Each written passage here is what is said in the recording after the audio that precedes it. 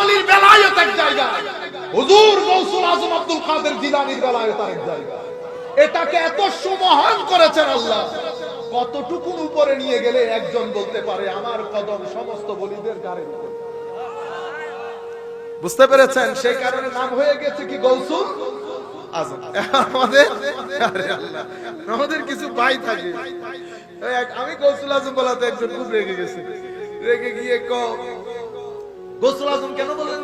আমি বললাম ভাই আপনি হাতটা নাড়াইেন না, হাতটা নাড়াইলে আমার ভয় করে। আপনারা বাংলাদেশি মানুষ, কথার আগে হাত চলে, নরমালি বলেন না, কথা নরমালি বলেন। আমি আসি তো এখানে, অনেক লম্বা কথা, আমি এটা সংযুক্ত করি যেহেতু আমাদের বিষয় আছে। গৌসুল আজম এটা বললে সরাসরি শিরক হয়ে যায়, বলে না? বলে না গৌসুল আজম বললে শিরক হয়ে যায়? আল্লাহ হচ্ছে গৌসুল আজম বললে যদি শিরক হয়, কেন শিরক হয়? ধরেন আমি বললাম গৌসুল আজম, আপনি বললেন শিরক হয়ে গেছে। আমি আপনাকে এখন জিজ্ঞেস করব শিরকটা কোন জায়গায় সংগঠিত হয়েছে? কারণ আল্লাহর শিরক হওয়ার জায়গা তিনটা। কয়টা? আপনারা দয়া করে এগুলা শিখেন, যেন আপনারা রাস্তা থেকে এগুলোর উত্তর দিয়ে দিতে পারেন, যেন আমাদের কাছে আর আসতে না। আল্লাহর সাথে শিরক হওয়ার এরিয়া তিনটা: জাত, সিফাত, আফআল। জাত মানে সত্তা, সিফাত মানে আল্লাহর গুণ, আর আফআল মানে আল্লাহর কর্ম।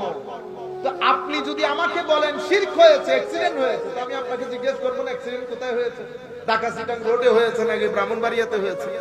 আপনি ক্লিয়ার করতে হবে। আচ্ছা, সেটা লম্বা কথা, আমি ওদিকে না যাই। আমি শুধু আপনাদের জন্য মনে রাখতে পারবেন সহজ ভাষায়। আমি বললাম দেখেন, গৌসুল আজম কথাটা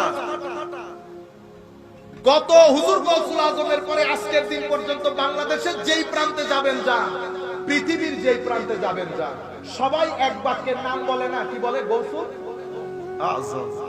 ইমামে আজমকে কি বলে? ইমামে আজম। এগুলা তো আপনার সমস্যা আছে। ও আছে? আচ্ছা, হযরত আবু বকর সিদ্দিককে সিদ্দিকে আকবর বলে, এটাতে আছে সমস্যা? চুপ হয়ে গেছে।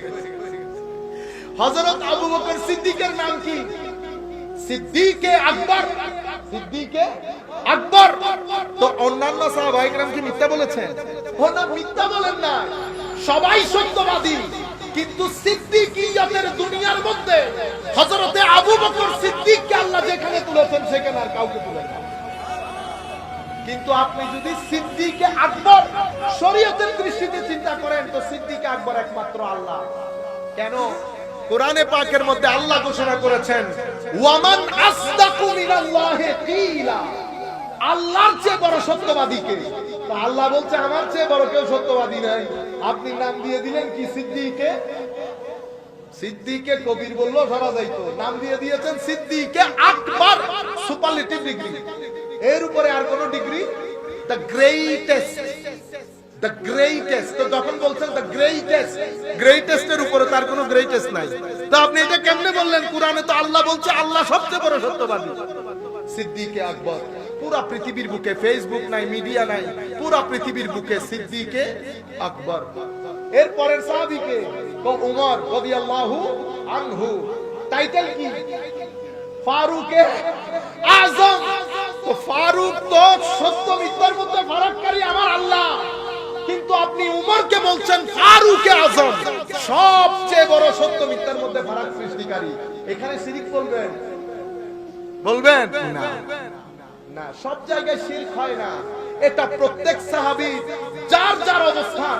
ওসমানে গনিও ফারুক, আলীও ফারুক, অন্যান্য সাহাবায়ে কেরামও ফারুক, কিন্তু ফারুকিয়তের জামানায় হযরত উমর ফারুকের অবস্থান যেখানে আল্লাহ নিয়ে গেছেন, কুল কায়নাত বলে ফারুকে আযম। উসমানে গনি, গনিকে গনি তো আল্লাহ, আল্লাহু হুয়াল গনি ওয়া আনতুমুল ফুকারা, তোমরা গরীব, আল্লাহ গনি। শিরক হইছে? ও ভাই, এখানেও শিরক নাই, ওখানেও শিরক নাই। আপনারা এটার মধ্যে আমি ওনাকে জিজ্ঞেস করে, আছে শিরক টিরক বাদ দেন, আপনি আমাকে বলেন, আপনি হুজুর গৌসুল আজমের জীবনী পড়েছেন? ওনার এলমি খিদমাত, ওনার ছাত্র বাগদাদের জমিনে ওনার রোব দবদবা কিছু। আমার এত কিছু পড়ার সময় নেই, আমার এত কিছু পড়ার সময় নেই। মনে রাখবেন, আপনি যদি না পড়েন, না জানেন, তাইলে একটা মানুষকে প্রপারলি সম্মান করতে পারবেন না। কারণ ধরেন আমার পাশে যিনি বসে আছেন, ইনাকে আমি চিনি বিদায় সম্মান করি। আমি যদি উনাকে নিয়ে এখন চট্টগ্রাম শহরে যাই, কি হবে?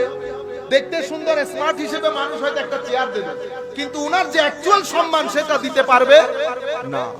আজার থেকে যদি আমি আমার কোন প্রফেসরকে নিয়ে আসি, এখানে তো হয়তো আপনারা স্টেজেও তুলতে দিবেন না, মানুষ সুন্দর হিসেবে হয়তো স্টেজে দিয়ে কোনার মধ্যে বসাই দিবেন। আপনি মানুষকে না চিনলে সম্মান দেওয়া যায় না। আমার নবীকে চিনার জন্য আল্লাহ নাম দিয়েছেন মুহাম্মদ, আহমদ, মাহমুদ। কেন? যাতে আপনি চিনতে পারেন, চিনলে সম্মান, চিনলে সম্মান। হুজুর গৌসুল আজমকে আপনি না চিনেন বিদায় বলছেন। কাশ যদি জানতেন ইনি কে, ইনার নানাকে, বেলায়েতের জমিনে হুজুর গৌসুল আজমকে পাবেন একমাত্র যার নানাও ওলি, নানিও ওলি, খালাও ওলি, মাও ওলি, বাবাও ওলি। চিন্তা করতে পারবেন? মানুষের এক দুজন ওলি হয়। হযরত আব্দুল্লাহ সৌমাই হুজুর গৌসুল আজমের নানা, হুজুর গৌসুল আজমের নানা। হযরতে আব্দুল্লাহ সৌমাইর স্ত্রী হুজুর গৌসুল আজমের নানি। তৎকালীন যুগে মহিলাদের মধ্যে সবার মধ্যে পরিচিতি ছিল একজন আল্লাহ ওয়ালা হিসেবে, আল্লাহ ওলিয়া ছিলেন। হুজুর গৌসুল আজমের খালা তখনকার সময়ে পরিচিত মুখ, সবাই জানতেন আল্লাহর ওলিয়া। ঘরানার একটা নাম ছিল, এই ঘরানা এই ঘরানার সদস্য বাদ দাও, এই ঘরানার যারা খেদমত করে, এদের বাগানের যারা চাকর বাকর, তারাও জামানার ওলি, তারাও জামানার। কারণ সবাই হযরত আব্দুল্লাহ সৌমাইর কাজ করতেন। হুজুর গৌসুল আজমের আব্বা জানো 8 বছর খেদমত করেছেন হযরত আব্দুল্লাহ সৌমাই রাদিয়াল্লাহু তাআলা আনহু। যখন সুহবত দিতে দিতে বেলায়েতের মর্যাদায় তুলেছেন, তখন নিজের মেয়েকে শাদী দিয়ে শিষ্যত্ব দান করেছেন। বুঝতে পেরেছেন আপনার? আমরা না জানি বিদায়। তো আমি আপনাদেরকে মূল কথা যেখান থেকে শুরু করেছিলাম, হুজুর গৌসুল আজম হযরতে বেলায়েতুল সম্রাট মাওলা আলী রাদিয়াল্লাহু তাআলা আনহু সবচেয়ে বড় সৌন্দর্য হুজুর গৌসুল আজম আব্দুল কাদের জিলানী।